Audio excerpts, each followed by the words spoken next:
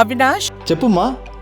దగ్గరలో ఉన్న మెడ్ప్లస్ కు వెళ్ళి మెడ్ప్లస్ బ్రాండ్ మెడిసిన్స్ అని అడిగి కొనుక్కునరా. అక్కడ 50 to 80% తగ్గింపుకు వస్తుంది. మీరు తీసుకునే అదే మందులు, అదే నాణ్యమైన మందులు, కానీ సగం ధరకే. ఉత్తర తెలంగాణలో హస్తం పార్టీ బలోపేతం దిశగా హస్తం పార్టీ నిర్ణయాలు తీసుకుందా? సిట్టింగ్ సీటును చేజిక్కించుకునేందుకు తనదైన శైలిలో ప్రణాళికలు రచిస్తోందా? ప్రత్యర్థి పార్టీలను ఢీకొట్టేలా వ్యూహాలు పన్నుతోందా? బలహీనంగా ఉన్న ఉత్తర తెలంగాణలో కాంగ్రెస్ ఆ సీటు కైవసం చేసుకోవడంలో ఉన్న సాధ్యాలు ఏంటి?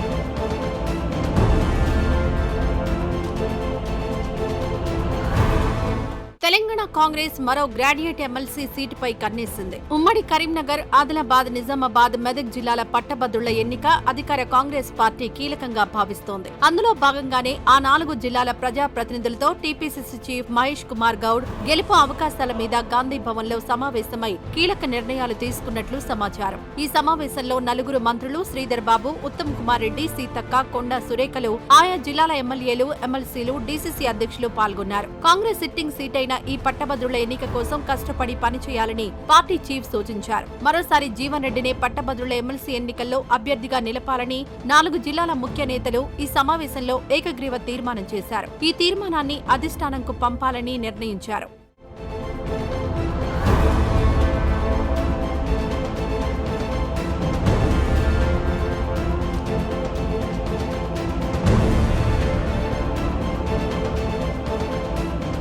తెలంగాణ కాంగ్రెస్ అధికారంలోకి వచ్చిన తర్వాత జరుగుతున్న 2వ పట్టభద్రుల ఎన్నిక కావడంతో పాటు టీపీసీసీ అధ్యక్షుడు మహేష్ కుమార్ గౌడ్ సొంత జిల్లాలో ఈ స్థానం భాగం కావడంతో విజయం దక్కించుకునేందుకు గట్టి ప్రయత్నాలు చేస్తోంది హస్తం పార్టీ. అయితే ఉత్తర తెలంగాణలో ఇటీవల జరిగిన 2 ఎన్నికల్లో బీజేపీ గాలి వీచింది. అసెంబ్లీ ఎన్నికల్లో బీజేపీ 8 స్థానాలు గెలుచుకోగా అందులో 7 అసెంబ్లీ స్థానాలు, పార్లమెంట్ ఎన్నికల్లో గెలిచిన ఆదిలాబాద్, నిజామాబాద్, కరీంనగర్, మెదక్ స్థానాలు ఈ పట్టభద్రుల నియోజకవర్గం పరిధిలోకి వస్తాయి. ప్రజాప్రతినిధుల పరంగా ఇక్కడ బీజేపీ చాలా బలంగా కనబడుతోంది. దీంతో ఈ పట్టభద్రుల ఎన్నిక ప్రధానంగా బీజేపీ, కాంగ్రెస్ మధ్య పోటీ ఉంటుందనే విషయం స్పష్టమవుతోంది.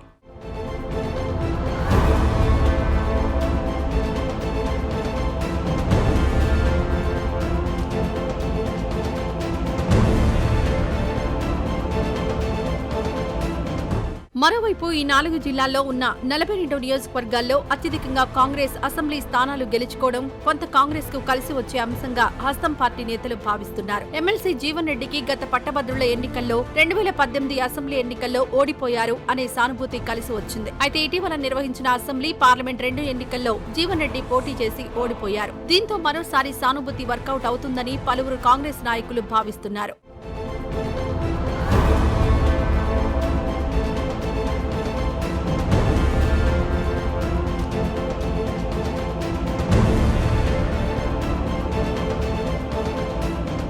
రాష్ట్రంలో కాంగ్రెస్ ఏడాది పాలనలో 55,000 ఉద్యోగాలను భర్తీ చేసింది. ఇది కూడా కాంగ్రెస్ కు కలిసి వచ్చే అంశంగా అంచనా వేస్తున్నారు. ఈ ఎన్నికల్లో కాంగ్రెస్ కు నియామకాలు సైతం ప్రచారాస్త్రంగా కలిసి వస్తుందని రాష్ట్ర నాయకత్వం భావిస్తోంది. అంతేకాకుండా 4 జిల్లాలకు ఉన్న ఇన్ఛార్జి మంత్రులు ఉత్తమ్, జూపల్లి కృష్ణారావు, సీతక్క, కొండా సురేఖలతో పాటు ఆయా జిల్లాల మంత్రులు శ్రీధర్ బాబు, పొన్నం ప్రభాకర్, దామోదర రాజనరసింహలు సైతం సీనియర్ నేత జీవన్ రెడ్డి కోసం కలిసికట్టుగా ప్రచార బాధ్యతలు ఎత్తుకుంటారని రాష్ట్ర నాయకత్వం ఆశిస్తోంది.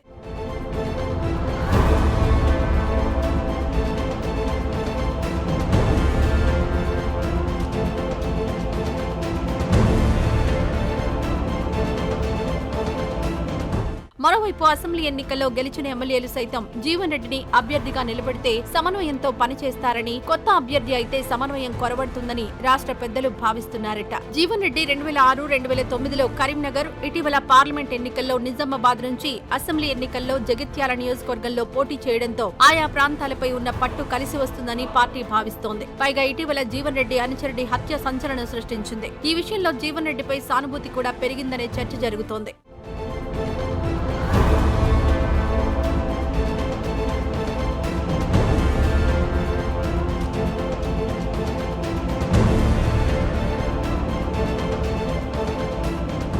ఎమ్మెల్యేల చేరిక విషయంలో అసంతృప్తిగా ఉన్న జీవన్ రెడ్డి మరోసారి అదే స్థానం నుంచి బరిలో దింపితే ఆయన అలక తీర్చినట్లవుతుంది. మరోపక్క బలమైన నేతను బరిలో దింపినట్లుగా ఉంటుందని పార్టీ భావిస్తోంది. జీవన్ రెడ్డి గెలిస్తే ఉత్తర తెలంగాణలో కాంగ్రెస్ పార్టీ బలోపేతం అవుతుందని, నాయకుల మధ్య సమన్వయం కూడా పెరుగుతుందని భావిస్తోంది. మరి గ్రాడ్యుయేట్ ఎమ్మెల్సీ ఎన్నికల విషయంలో కాంగ్రెస్ పార్టీ అంచనాలు నిజమవుతాయా? జీవన్ రెడ్డిపై మళ్లీ సానుభూతి కార్డు వర్కౌట్ అవుతుందా అనేది వేచి చూడాలి.